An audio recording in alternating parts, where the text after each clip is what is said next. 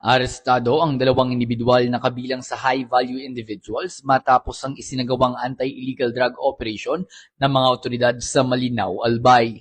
Isinagawang operasyon sa pangunguna ng Provincial Intelligence Unit bilang lead unit, RPDE-5, Malinao Municipal Police Station, at ng PDEA Albay Police Provincial Office sa pakikipagkoordinasyon ng PDEA Regional Office 5. Habang nagsasagawa ng casing at surveillance sa mga operatiba, nagtangkang tumakas sa mga suspect na nagresulta sa isang vehicular accident matapos nilang mabangga ang mga autoridad. Sa gitna ng insidente, itinapon di umano ng mga suspect ang ilang drug paraphernalias sa damuhang bahagi ng lugar upang maitago ang ebidensya.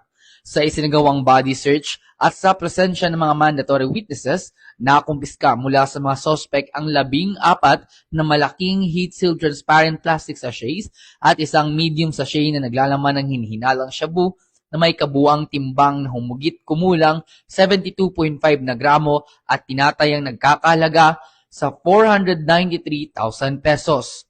Ang buong operasyon ay naitala gamit ang body-worn camera at alternative recording device upang matiyak ang transparency.